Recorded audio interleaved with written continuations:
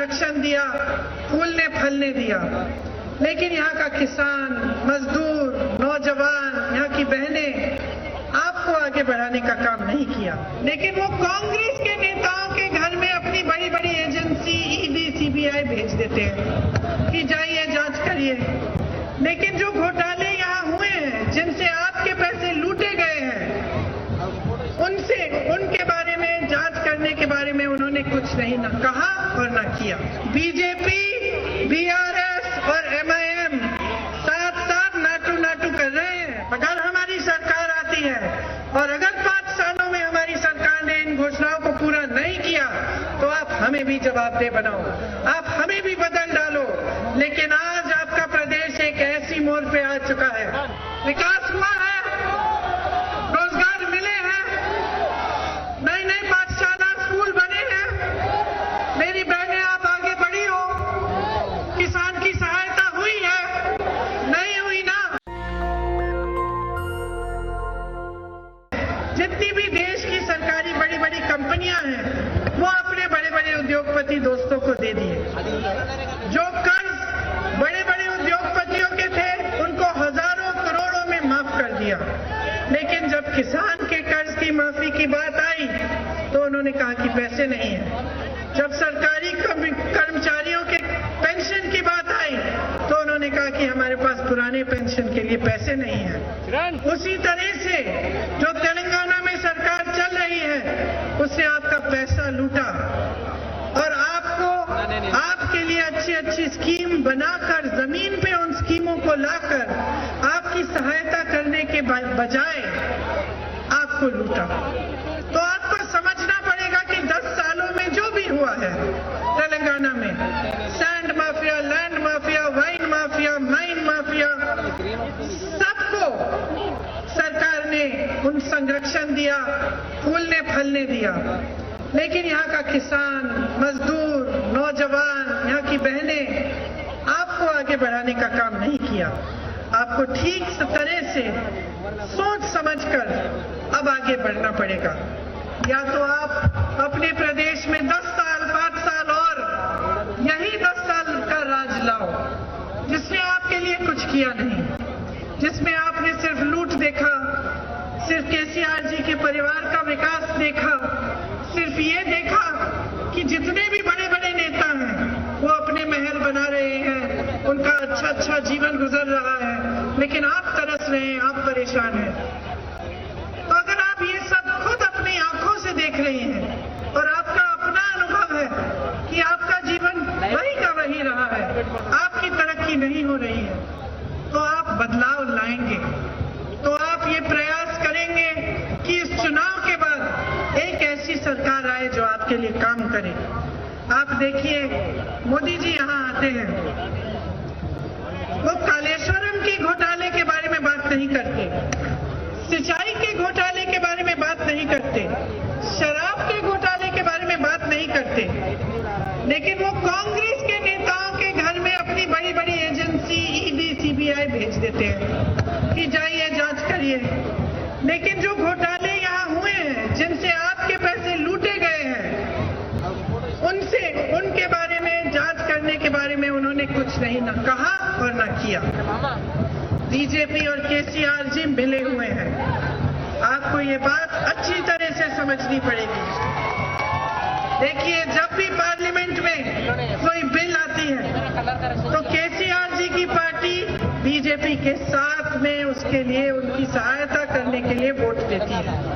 समझ लीजिए, जब काले कानून आए थे किसानों के लिए तब बीआरएस ने बीजेपी के साथ उन कानूनों को वोट दिया पार्लियामेंट में। उनके साथ साथ ओवैसी जी भी हैं। ओवैसी जी हर प्रदेश में, अलग अलग प्रदेशों में चुनाव लड़ते हैं और मेरी बात ध्यान से सुनिए, कहीं पे 90 सीट लड़ेंगे, कहीं पे 50 सीट लड़ेंगे, कहीं पे 40 सीट लड़ेंगे। तो तेलंगाना में 9 सीट क्यों लड़ रहे हैं? यहाँ पे तेलंगाना के प्रदेश में ओवैसी जी बीआरएस की मदद करते हैं और केंद्र में, दिल्ली में बीजेपी की मदद बीआरएस करती है। तो इन तीनों की अच्छी सी मिली भगत है। आप बीजेपी को वोट दोगे तो इसका मतलब है आप बीआरएस को वोट दे रहे हो। आप एमआईएम को वोट देंगे तो इसका मतलब है कि आप बीआरएस को वोट दे रहे हो। तो आप अच्छी तरह समझ लीजिए, बीजेपी, बीआरएस और एमआईएम साथ साथ नाटू नाटू कर रहे हैं। कांग्रेस पार्टी ये कह रही है कि तेलंगाना के लिए हमारी 6 गारंटी हैं। सबसे पहले महालक्ष्मी योजना, महिलाओं के लिए हर महीने 2500 रुपए आपके खाते में जाएंगे। मेरी बहनों, आपका जो जीवन संघर्ष है, मैं महिला हूं, मैं समझती हूं। आप संकटों का सामना करती हैं, आप खेतों में भी काम करती हैं, आप जॉब भी करती हैं, नौकरी भी करती हैं, लेकिन पूरा घर का काम आप संभालती हैं, पूरे समाज का बोझ आप संभालती हैं, लेकिन समाज आपकी सहायता कम करता है। इसीलिए हम पहचानते हैं कि सारा बोझ समाज का आप उठा रही हो। आप बच्चों की परवरिश करती हो, अपने बच्चों के लिए जी जान दे दोगी। जिस दिन आपके घर में कमाई का पैसा नहीं आता, आप नहीं खाओगी, लेकिन अपने बच्चों को जरूर खाना खिलाओगी किसी न किसी तरह से, है कि नहीं? हम ये समझते हैं बहनों, इसीलिए हमारी पार्टी चाहती है कि आपके जेब में, आपके पास थोड़े से पैसे डायरेक्ट आपके पास आए। तो हम कह रहे हैं कि आप खाता जब खोलेंगे तो 2500 रुपए जब हमारी सरकार बनेगी आपके खातों में डायरेक्ट डाला जाएगा हर महीने, ताकि आपके पास कुछ हो जिससे आप भी अपने पैरों पे खड़े हो पाए। 500 रुपए में आपको सिलेंडर दिया जाएगा। और जो बस यात्रा है पूरे प्रदेश में, आपको मालूम होगा कि कर्नाटका में जब कांग्रेस की सरकार आई तो तब से ही पूरे कर्नाटका में जब एक महिला को बस से यात्रा करनी पड़ती है तो उसको बस यात्रा मुफ्त में मिलती है। हम चाहते हैं कि तेलंगाना में भी हम ये काम करेंगे। दूसरी हमारी गारंटी, राइतु भरोसा, किसानों को सालाना 15,000 रुपए दिए जाएंगे, कृषि मजदूरों को 12,000 रुपए दिए जाएंगे सालाना, और धान पर 500 रुपए पर प्रति क्विंटल आपको बोनस मिलेगा। तीसरी गारंटी, गृह ज्योति, 200 यूनिट बिजली आपको फ्री मिलेगी। और ये बहुत जरूरी है भाई और बहनों, आपको 24 घंटे आपको बिजली हम दिलवाएंगे, मतलब 24 घंटे आपके घरों में बिजली आएगी। इंदिरा अम्मा इंडलू स्कीम, जिससे घर बनाने के लिए आपको मुफ्त जमीन मिलेगी, मतलब जब आप घर बनाना चाहेंगे आपको जमीन फ्री मिलेगी, और 5 लाख रुपए की आपको मदद मिलेगी सरकार से। राज्य आरोग्यश्री आपको मिलेगा, जो बुजुर्गों के लिए 4,000 रुपए प्रति माह आपको पेंशन मिलेगा इसके तहत। तो जो बुजुर्ग हैं उनको घबराहट नहीं होनी चाहिए, हर महीने उनको थोड़ा थोड़ा 4,000 रुपए मिलेंगे पैसे, ताकि वो अपना गुजारा कर पाए। और 10 लाख का हेल्थ इंश्योरेंस मिलेगा। जहां कांग्रेस के प्रदेश है बहनों और भाइयों, जहां कांग्रेस के प्रदेश है वहां आज 10 से 25 लाख का इलाज फ्री में मिलता है। राजस्थान में ऐसे लोग हैं जिनको हार्ट का ऑपरेशन जिन्होंने करवाया, पूरे पैसे सरकार ने दिए। इसीलिए हम चाहते हैं कि तेलंगाना में भी 10 लाख तक आपको हेल्थ इंश्योरेंस मिले। युवा विकास के लिए युवा विकासन स्कीम बनेगी। वो घोषणा ये है कि छात्रों को 5 लाख रुपए की मदद मिलेगी, और जिले में इंटरनेशनल स्तर के स्कूल बनेंगे। हमने ये काम कई प्रदेशों में किया है, राजस्थान में, छत्तीसगढ़ में। आज कांग्रेस की सरकार ने ये काम कर लिया है, और हर जिले में इंग्लिश मीडियम इंटरनेशनल लेवल के पाठशाला बन रहे हैं। तो यहाँ पे भी हम बनाना चाहते हैं।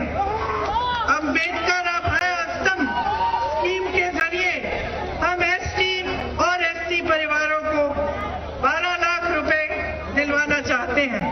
देखिए, कांग्रेस की जो बुनियाद है वो गांधी जी ने डाली। गांधी जी कहते थे कि जब तक ग्राम स्वराज नहीं होगा, जब तक गांव के लोग सशक्त नहीं बनेंगे, तब तक हमारा देश स्वतंत्र नहीं हो पाएगा। ये गांधी जी कहते थे। गांधी जी के बाद जितने भी कांग्रेस के नेता आए, सबने प्रयास किया कि आप मजबूत बने, आपकी तरक्की हो। इंदिरा अम्मा की मैंने बात की, मैंने आपको बताया कि कितने सच्चे दिल से आपके लिए उन्होंने काम किया। बचपन से हमें उन्होंने यही सिखाया कि जब सरकार बनती है, सरकार को सत्ता मिलती है, तो उस सत्ता का मतलब ये नहीं है कि अपने आप फूलों फलों और लोगों को भूल जाओ। उन्होंने हमेशा ये सिखाया कि जनता में सबसे ज्यादा विवेक होता है, जनता में सबसे ज्यादा शक्ति होती है। जब सत्ता मिलती है तब जनता के लिए काम करना हमारा कर्तव्य है और जनता को हम के प्रति हम जवाबदेह होते हैं। लेकिन अफसोस ये है कि तेलंगाना में जो 10 सालों से सरकार रही है, वो अपनी जवाबदेही भूल गई है, अपनी ड्यूटी भूल गई है आपके प्रति। वो जितना भी काम कर रहे हैं आपसे लेने के लिए, आपको देने के लिए नहीं कर रहे हैं। इसलिए बहनों और भाइयों, मैं आपसे पूछना चाहती हूँ, यहाँ आकर खासतौर से आज के दिन जबकि इंदिरा जी का जन्मदिन है, मैं आपसे वोट नहीं मांगना चाहती, मैं आपकी जागरूकता मांगना चाहती हूँ। मैं चाहती हूँ कि जितने भी नेता हों, चाहे बीआरएस के हों, चाहे भाजपा के हों, चाहे कांग्रेस पार्टी के न हों, आप उनको जवाबदेह बनाएं। जवाबदेही का क्या मतलब है कि आप सवाल उठाएं, आप उनसे पूछें कि हमारे लिए क्या किया है तुमने और हमारे लिए क्या करोगे। ये बहुत ही जरूरी है। आज केसीआर जी आपके सामने आते हैं और कर्नाटका की बात करते हैं। कर्नाटका की क्यों बात करते हैं?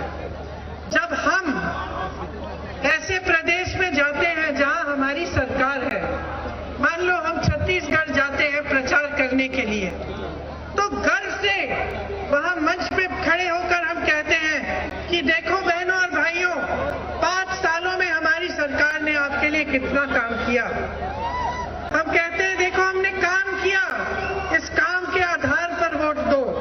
केसीआर जी आते हैं, कहते हैं कि कर्नाटका में ये हो रहा है, कर्नाटका में कांग्रेस सरकार ऐसा कर रही है। आपके सामने ये क्यों नहीं कहते कि देखो भाई और बहनों, हमने 10 सालों में तेलंगाना की कितनी तरक्की की है, उस तरक्की के आधार पर हमें वोट दो। क्योंकि कह नहीं सकते बहनों और भाइयों, कह नहीं सकते, क्योंकि उन्होंने आपके लिए सच्चाई से, सच्चे दिल से काम नहीं किया। इसीलिए आज मैं आपकी जागरूकता मांग रही हूँ, मैं मांग रही हूँ कि आप सवाल उठाएं। आज जो घोषणाएं मैं करके जा रही हूँ, अगर हमारी सरकार आती है और अगर 5 सालों में हमारी सरकार ने इन घोषणाओं को पूरा नहीं किया, तो आप हमें भी जवाबदेह बनाओ, आप हमें भी बदल डालो।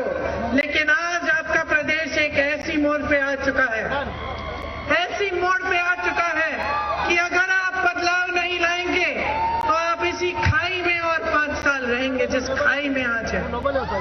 आप यही तमाशा देखते चले आएंगे कि भाषणों में बड़ी बड़ी बातें, बड़ी बड़ी घोषणाएं और असलियत में धरातल पे सिर्फ घोटाले, सिर्फ भ्रष्टाचार और सिर्फ अपना स्वार्थ साधने की बात हो रही है। इस तमाशे को आप बंद कर दीजिए। बहुत देख लिया है आपने, बहुत सुन लिया है। अब आपको चाहिए एक ऐसी सरकार जो आपके लिए काम करे। इसीलिए जागरूक बन के, सोच समझ के अपने अनुभव को देखो। 10 सालों में आपकी तरक्की हुई है कि नहीं हुई है? बताओ मुझे। हुई है? विकास हुई है? विकास हुआ है? रोजगार मिले हैं? नए नए पाठशाला, स्कूल बने हैं? मेरी बहनें, आप आगे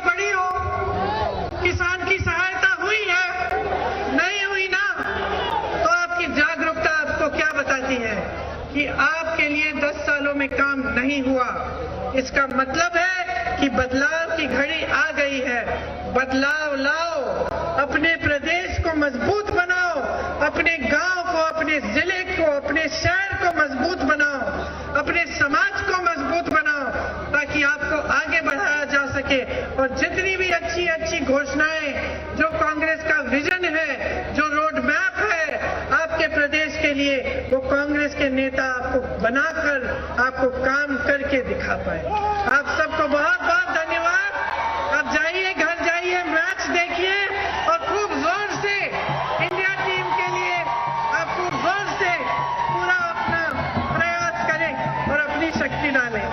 बहुत बहुत धन्यवाद। जय हिंद। नेशनल दस्तक की आपसे गुजारिश है कि अगर इसको बचाना चाहते हैं तो नेशनल दस्तक को सब्सक्राइब करने के लिए रेड कलर के सब्सक्राइब बटन को दबाएं, फिर बेल आइकन की घंटी दबाएं। नेशनल दस्तक को बचाने के लिए बहुत जरूरी है कि हर खबर को शेयर करें, लाइक करें, कमेंट जरूर करें।